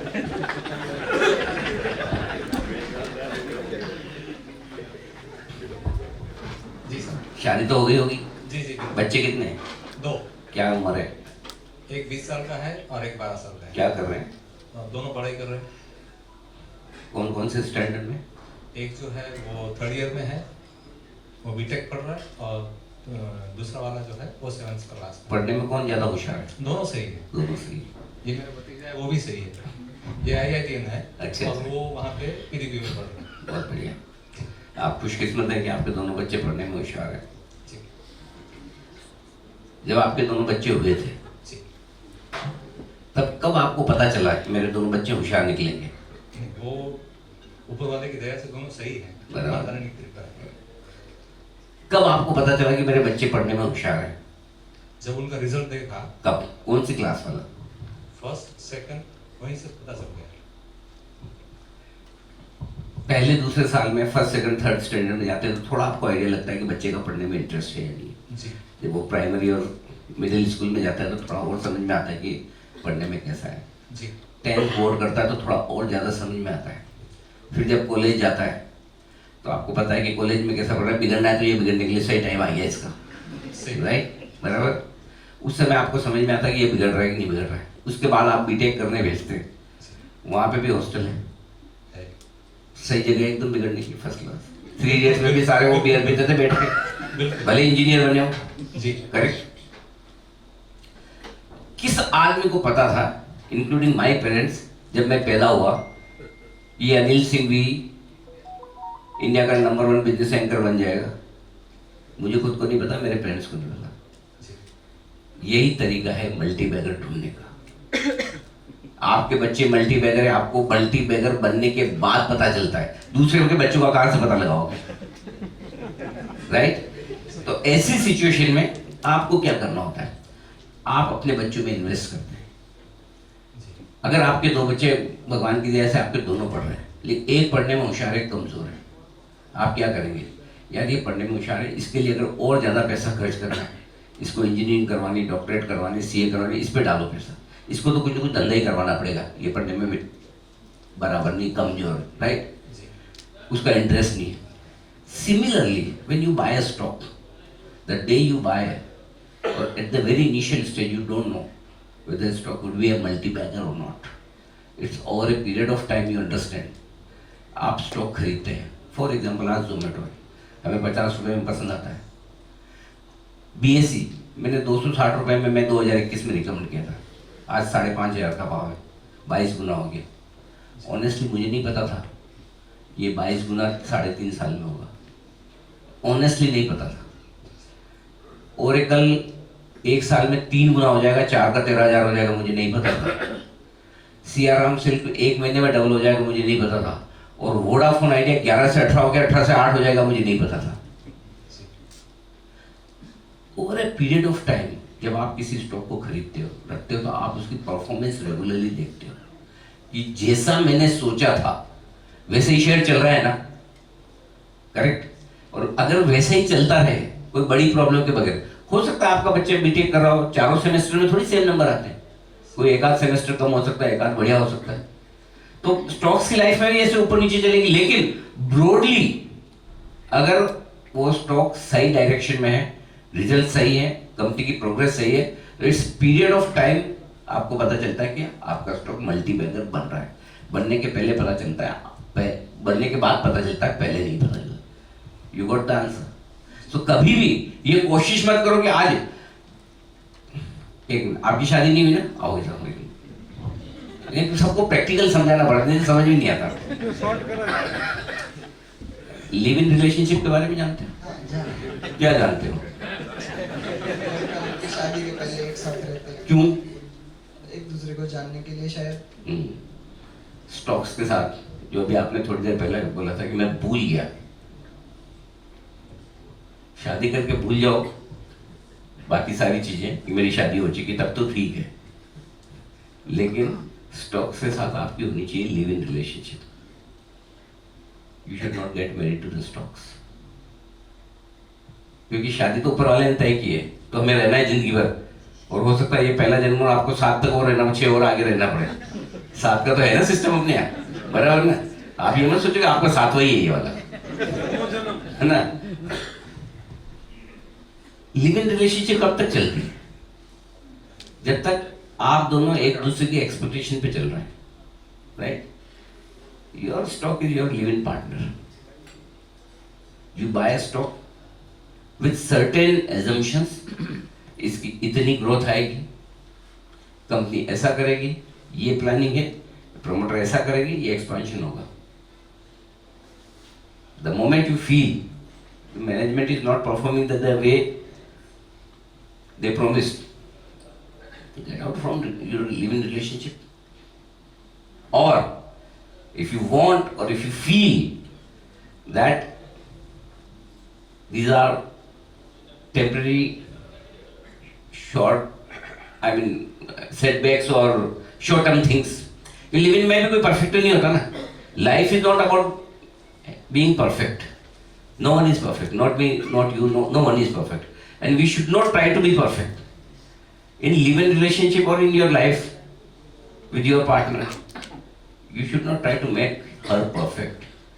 Accept her with her imperfections. It's all about accepting with imperfections. But it's about your life, not about stocks.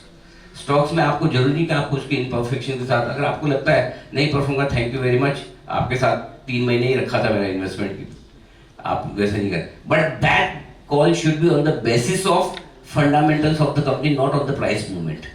Make no mistake, two things are completely different.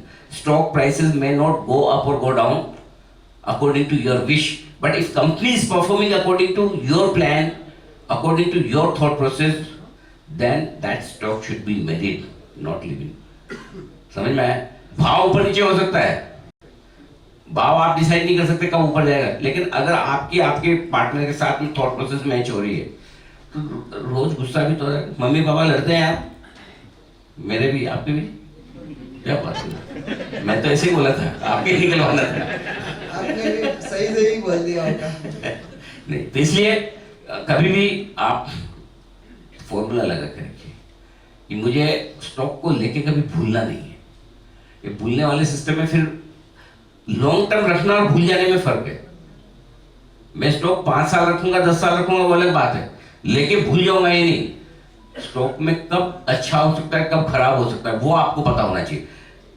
Monitor करने का मतलब ये नहीं कि एक्शन करना है। If you are monitoring your stock on day to day basis, it doesn't mean you are taking an action. You need not buy and sell every day, but it should be on your radar, maybe once a week, once a month, once a quarter, whatever frequency you decide, every result, right? So this is how it should be. It is like, growing your children, it's growing your kids. Stocks are like that. You have to take good care of them. बच्चे से पहले तो उम्मीद नहीं करते 3 साल का बच्चा कि ये कलेक्टर बनेगा, ये डॉक्टर बनेगा, नहीं होता ना डिसाइड। 3 साल में नहीं पता चलता ना, स्टॉक में कैसे पता चलेगा? वक्त आने पे सब पता चलेगा, चिंता मत करिए। सही बात है एकदम। मेरा तकिया गुलाब फिर से आ गया। तो इसके साथ मैं एक आखिरी क्वेश्चन लूंगा, जैसे कि आपने ऑलरेडी बोला है SIP अनिल के नाम से जो आपने बच्चा करने की एक बहुत अच्छी सीख दे दी हम सबको।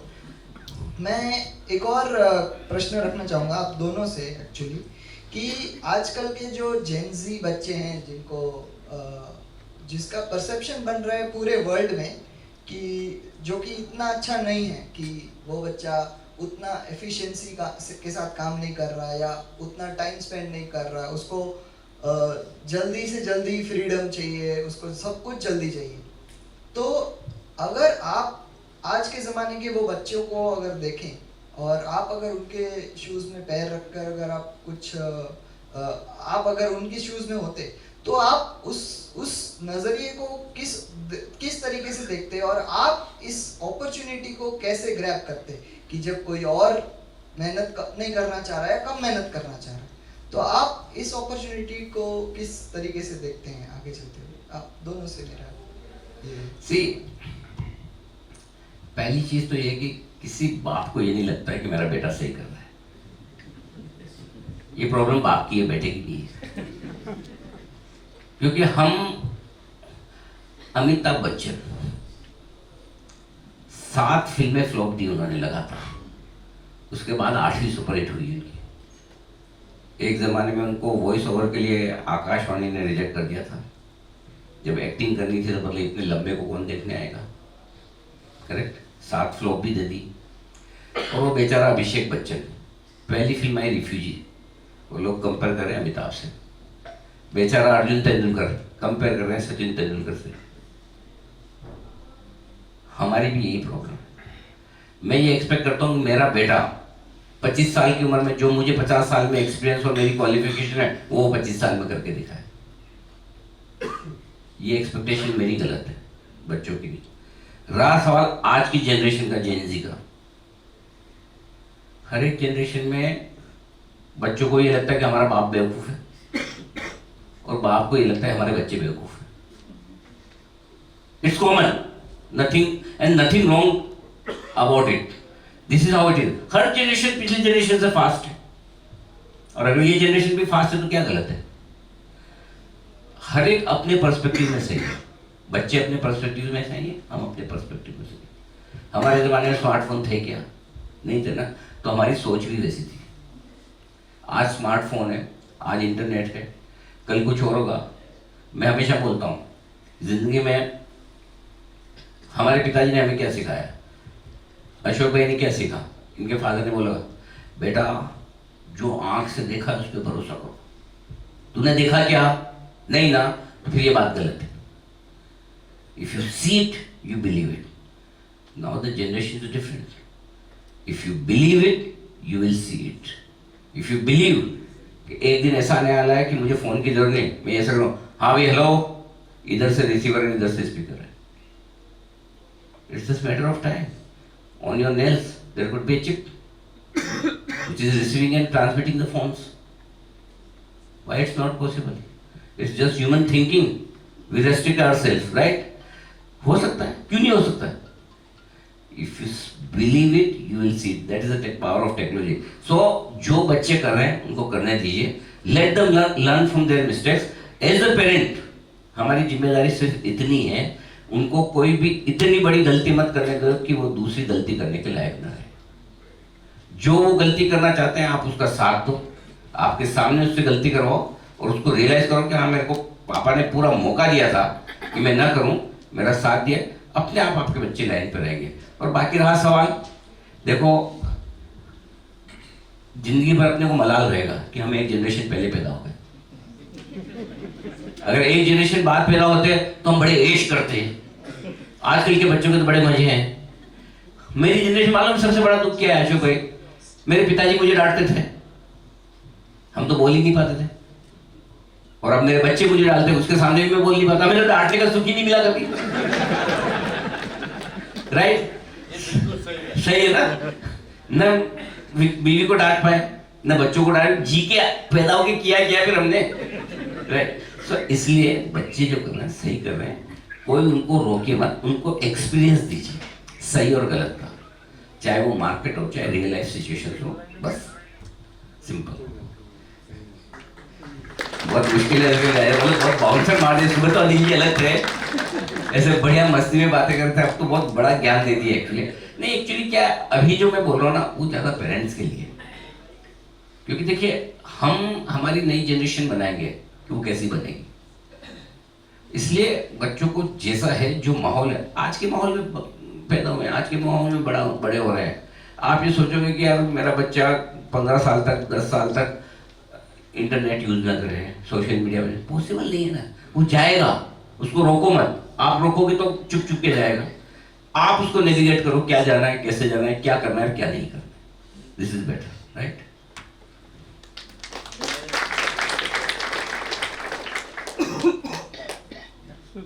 मैं एक दो बातें इसमें ऐड करना चाहूँगा। आज का जो माहौल है और पुराना समय का, हमारे समय का माहौल था। हमारे समय में क्या होता था, 5 बच्चे 10 बच्चे कॉमन रहता था। आज हम दो, हमारे दो वाले बहुत चंद लोग हो गए, नहीं तो हम दो हमारा एक। नहीं, आजकल तो नया गया अशोक भाई, डिंक। हाँ, DINK. Double income, no kids. Let's enjoy your life. नहीं, ये बच्चों की बात आई ना, इससे मैं बात कर रहा हूँ कि एक बच्चा है, 5 बच्चे 10 बच्चे वाला था।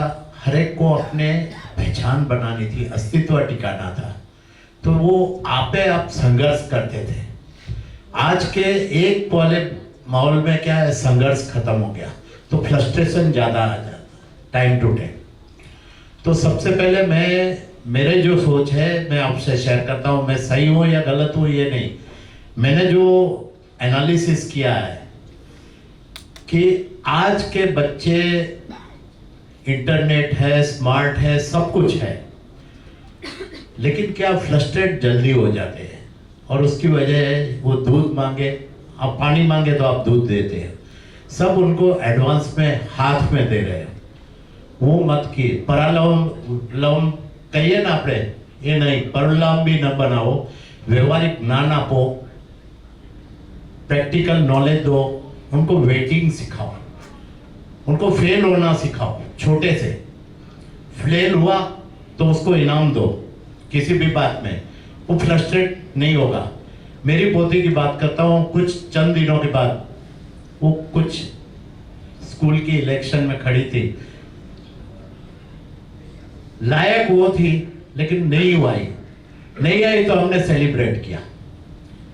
मैं बोला देख, इसमें से तेरे को सीखने क्या मिला है, कि उसमें क्या था जो तेरे में नहीं है। तो ऐसी बातें प्रैक्टिकल नॉलेज देंगे।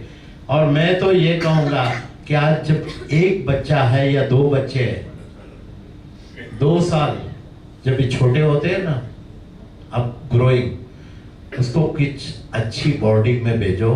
बोर्डिंग में है, खुद के निर्णय खुद लेना सीखेंगे, क्योंकि 5-10 वाले टाइम में 5 साल के बच्चे को खुद निर्णय लेना पड़ता था।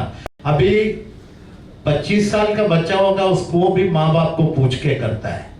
तो ये जो बदलाव आया है, इसमें हम जितने सतर्क रह के, हमारे जो ट्रेडिशनल फाउंडेशन है, बेसिक, बैक टू बेसिक आएंगे, तो आपको ये समस्या नहीं रहेगी, ये मेरा मानना है। और हमने ये एडॉप्ट करके देखा है, तो उसके रिजल्ट बहुत पॉजिटिव आए हैं। ये मैं शॉर्ट में बताता हूँ, क्योंकि समय हमारा आधा घंटा था, 1.25 घंटा हो गया है, इसके लिए मैं कट शॉर्ट कर रहा हूँ। मैं इस पे, ये सब्जेक्ट पे है ना 3 घंटा बात कर सकता हूँ, एक सब्जेक्ट पे, लेकिन वो दूसरी मर्तबा कभी बुलाएंगे अनिल भाई के साथ। मुझे भी नंबर लग गया है, आज उनको सुनना था, उनको सुन लिया है। अभी क्या है कि इतने मेहमानों को बुलाया है आपने, बॉम्बे से गाने वाले को बुलाया है, तो उनको भी न्याय मिलना चाहिए। तो ये हिसाब से मैं शॉर्टकट करता हूँ। Thank you. एकदम जैसा आपने कहा कि, और ये आखिरी सवाल था मेरी ओर से, आप जो एड्रेस करना। हाँ, मैं क्या है, देखिए इतनी सारी हमारी फीमेल ऑडियंस भी है, लेकिन उसमें एक ही चीज़ जो अशोक भाई ने बोले, उसमें छोटे से एक बात बता देता हूँ। एक न्यूयॉर्क में एक रेस्टोरेंट था, जहाँ पे बिल गेट्स का लड़का जब भी डिनर करने जाता था $10 की टिप देता था। एक दिन बिल गेट्स गए खाना खाने, उन्होंने $1 की टिप दी। अमेरिका में टिप का सिस्टम बड़ा स्ट्रॉन्ग। वेटर से रहा नहीं गया, बाहर आया पीछे बोले, सर एक बात पूछूं, बुरा नहीं माने, आपका बेटा आता है, वो डिनर करता है, वो तो $10 टिप दे के जाता है। आप बिल गेट्स हो, आपने एक ही $1 दिया, ऐसा क्यों? उनका जवाब ये था, मेरा बाप, उसका बाप बिल गेट्स है, मेरा बाप नहीं। राइट? तो अगर मेरे बच्चे इस जनरेशन में, अशोक भाई के बच्चे या पोते पोती इस जनरेशन में पैदा हुए हैं, उनके पोते पोती, ये उनकी किस्मत है, वो लिखवा के लाए, आप उनसे छीन नहीं सकते। मेरी वाइफ कई बार मुझसे लड़ती है, आप बच्चों को पब्लिक ट्रांसपोर्टेशन में नहीं भेजाने देते हैं, इनकी आदत कब होगी, ये मैं कहा उनका बाप अनिल सिंह भी है, ये उनकी किस्मत है। हमने लोकल ट्रेन के धक्के खाए, हमारी किस्मत थी, लेकिन हमारे पिताजी ने हमें राजस्थान से मुंबई पढ़ने तो भेजा, ये भी हमारी किस्मत थी, नहीं भेजते तो क्या करते। तो इसलिए कभी नेक्स्ट जनरेशन से कभी दुखी मत हो, आज के माहौल में वो जो कर रहे हैं वो ठीक कर रहे हैं, संस्कार अच्छे देने का काम है। आइए कुछ बातें आपके साथ की जाए। मैं इसमें ऐड करना चाहूँगा, मैंने ये जो कहते हैं ना उसका, मैंने अपने बच्चों को up to college public transportation में यूज़ करने दिया है, पॉकेट मनी के नाम पे कुछ नहीं दिया। ये दो चीज की वजह से आज मुझे संतुष्ट है। मेरी बड़ी बेटी 52 साल की है, मेरा वो तो नेक्स्ट जनरेशन, इसके बाद वाली की बात करो अशोक भाई। उसको भी यही ट्रेनिंग दे रहा हूँ, उनको भी यही ट्रेनिंग दे रहा हूँ, पोते पोतियों को, और उसकी वजह से संतुष्ट हूँ। Thank you. हाँ, कितने फीमेल ऑडियंस है यहाँ पे? ओके, तो आप लोग तो गाने सुनने आए, राइट? हमारे से तो कोई लेना देना नहीं है, मतलब कब से बोर किए जा रहे हैं, कौन सी ट्रेडिंग क्या है, ये हो थोड़ी आपके काम की बात कर रहे हैं। आप लोगों को किस किस को पता है आपको कि आपके बच्चे हैं तो आपके पापा, आपके हस्बैंड साल में कितना कमाते हैं? आज घर में दंगे होने वाले, मैं बता रहा हूँ। कल संडे को है ना, कच्छ मित्र में कुछ खबरें छपेगी। नहीं, खाना तो बहुत छोटी चीज है, खाना तो जब ना चाहे ना दे। पता है आपको क्यों नहीं पता? ये बोलते हैं आपको, जान के क्या करोगे? देखिए, 2-3 चीजें आपको पता होनी बहुत जरूरी है। पहली चीज, आपके फैमिली के अर्निंग मेंबर की क्या लायबिलिटीज है, वो आपको जरूर पता होनी चाहिए। प्लस उसको कहां से पैसा आना है। भगवान न करे कभी जिंदगी में कोई अनहोनी हो जाए, तो जिन लोगों को आपसे लेना है वो तो तुरंत आ जाएंगे, लेकिन जिनको देना है, नहीं हमारा तो था ही नहीं, दे दिया, पक्के का चेक होगा, कच्चे में दिया था, कोई देगा नहीं। It doesn't mean that every husband needs to report every evening before going to bed, आज इससे लेना इतना, इससे लेना इतना देना नहीं, ऐसा नहीं है। It could be a quarterly exercise, it could be a half yearly exercise, even you need not tell her, एक स्लिप बना के डाल दो, लिख के रख लो भाई इससे इतना लेना, इतना देना बाकी। तो at least someone in your family should know about it, and that someone should not be only a male member. One female member should know about your finances, and that's your right. Number 1. Number 2, ask your husband how much insurance you have. Life insurance and medical insurance. आपके पति देव बोलते हो क्या दिक्कत है, बीमार होगी तो मैं संभाल लूंगा, मेरे पास बहुत पैसे, जरूरत क्या तेरे को, कौन सा आज तक इलाज नहीं करवाया, राइट? यही होगा। अगर आपके हस्बैंड के पास आपको लगता है कि उतने पैसे नहीं है जितना आपको ट्रीटमेंट की जरूरत पड़ सकती है, राइट, तो फिर इंश्योरेंस करवाओ। अगर आपके हस्बैंड से आप कन्विंस्ड है कि बहुत पैसे हैं, लंबी चौड़ी कोई बीमारी आ गई तब भी संभाल लेंगे, तो फिर इतने पैसे तो करवा लो इंश्योरेंस, कितने से दे दोगे तो क्या फर्क पड़ जाएगा। तो दोनों केस में इंश्योरेंस होना चाहिए, हेल्थ इंश्योरेंस। तीसरा, लाइफ इंश्योरेंस। आपकी जो एनुअल इनकम है, जो मैंने पूछा, जितनी एनुअल इनकम है उसका कम से कम 15 से 20 टाइम आपके अर्निंग मेंबर का लाइफ इंश्योरेंस होना चाहिए। ये सब सवाल पूछने आपको, ध्यान रखिएगा, करेक्ट? एक बेसिक सवाल पूछता हूँ, आप सब लोगों को ज्वेलरी तो बहुत पसंद होगी, है ना? बहुत सारी है, कितनी भी कमी पड़ती है, बहुत सारी तो कोई बोल ही नहीं सकता। अगर मैं आपको पूछूं यहाँ बैठ के एक लिस्ट बनाओ, आप अपनी ज्वेलरी की आप बना सकती हैं कि आपके पास क्या क्या है? 100% बना देगी? नहीं है तो ना बोलो, नहीं ना, कोई बात नहीं। चलो भगवान ना करे कभी आपकी चोरी होगी ज्वेलरी की, ठीक है? चोरी होगी, आप अपने हस्बैंड को बोले जाके रिपोर्ट लिखवा के आओ। जब आपको नहीं पता आपके पास ज्वेलरी क्या है, आपको हस्बैंड को क्या पता होगा? क्या डिस्क्रिप्शन देगा, क्या लिखवाएगा? उसके कान के झुमके और गुंदे में फर्क नहीं पता होता उसको, राइट? ऐसी सिचुएशन में अगर आपकी किस्मत अच्छी रही और चोर मिल गया और ज्वेलरी आ गई आपके हाथ में, आपको पुलिस ने बुलाया, देखो ये इतनी भर के ज्वेलरी निकली है, आपके पतिदेव को भेजो इसमें से ढूंढ के निकाले आपकी कौन सी। निकाल पाएंगे? और थोड़ा भी इफ बट किया तो पुलिस वाले क्या बोलेंगे, जाने दो तुम्हारी है नहीं, तुम दूसरों की भी लेने के चक्कर में हो। और आपको भेज दो तो शायद आप भी ना निकाल पाए। तो क्या करना है? फोटो। किसने बोला फोटो? सही जवाब। आपके पास आपकी हर ज्वेलरी का फोटो होना चाहिए। और लेकिन वही है कि जो पक्के वाली भी हो, कच्चे वाली मत ले लेना। पता चला कोई मेहमान आ गया, बोला अनिल जी ने बोला था और पति ने बोले तुम्हारे चक्कर में मेरी। दूसरा तरीका ये कि फोटो है तो कम से कम एक आपकी पहचान है। इससे ज्यादा स्ट्रॉन्ग प्रूफ चाहिए तो क्या करेंगे? आप उस ज्वेलरी को पहन के फोटो खींचो। इस तारीख की फोटो मेरी 4 साल पुरानी, 5 साल पुरानी, तब मैंने ये ज्वेलरी पहन रखी थी, ये प्रूफ है, ये मेरी, राइट? आपकी ज्वेलरी वापस आ सकती है। आपके पति देवी जाके, नहीं तो आप वो गुंडे मुस्टंडों के बीच में पुलिस स्टेशन जाके आप कहाँ ढूंढेंगे, राइट? लेकिन एक ही चीज बोल देना जिसमें मेरी गारंटी नहीं, जो आप सबकी बड़ी प्रॉब्लम है, पहना ज्वेलरी सब गले में इधर उधर डायमंड वायमंड, फोटो भी खिंचा ली। अनिल जी ने बोला तो फोटो खिंचाओ, रिकॉर्ड के लिए चाहिए। एक काम करते हैं, रिकॉर्ड के लिए फेसबुक पे डाल देते हैं। यहाँ से तो कहीं नहीं जाएगी, कहीं फोटो में मोबाइल से डिलीट होगी तो उसको देख के लोग पहुंच गए आपके घर पे, इनकम टैक्स वाले या चोर, तो वो मेरी जिम्मेदारी नहीं। बस ये आप ध्यान में रखिएगा। लेकिन ऐसी बहुत सारी छोटी छोटी टिप्स हैं जो कभी मैं जिंदगी में आपसे फिर मुलाकात होगी मैं आपके लिए शेयर करूंगा। क्योंकि लेकिन एक चीज जो मैं चाहता हूँ, आप ये बिल्कुल ना सोचें कि आपका फाइनेंस से, पैसे से, बिजनेस से, इनकम से कोई लेना देना नहीं है। थोड़े अलर्ट रहिए, थोड़े जागरूक रहिए, पूछते रहिए। पूछते रहोगे तो क्या है, कंट्रोल में रहेंगे।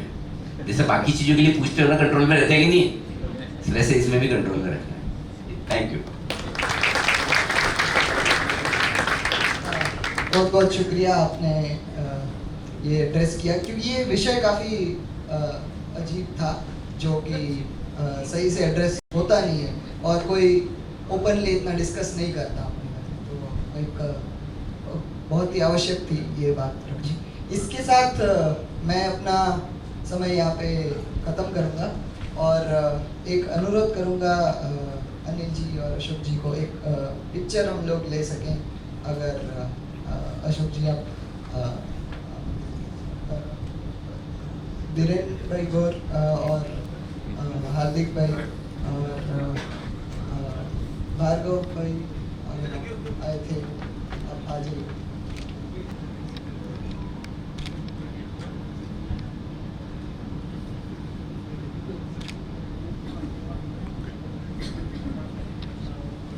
बहुत बहुत धन्यवाद आप सभी का।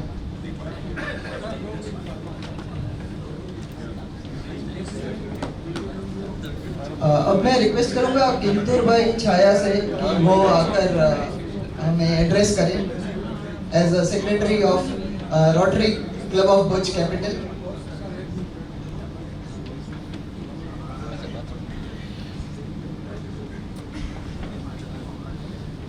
Mister Kintur Chhaya, rotarian Kintur Chhaya, secretary Rotary Club of Bhuj Capital. Thank you. आज की इस शाम में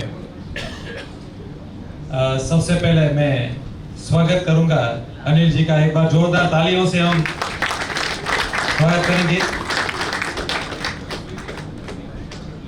और बहुत ज़्यादा समय नहीं लेते हुए हम एक अशोक जी का भी मैं धन्यवाद करूंगा, क्योंकि उसी की बदौलत ही ये अनिल जी हमारे साथ रूबरू हुए हैं। तो एक दुआ है, गुरु गोविंद दोनों खड़े, गुरु गोविंद दोनों खड़े, काको लागू पाए, बलिहारी गुरु आपकी गोविंद दियो दिखाए।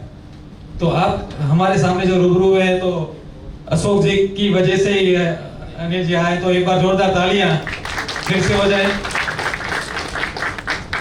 तो ज्यादा समय नहीं लेते हुए हम आज की जो ये शाम है उसमें हमें बहुत सी सीख मिली है, और इसके बाद हम संगीत की महफिल का भी एक लुत्फ उठाएंगे और उसके बाद हम डिनर करेंगे।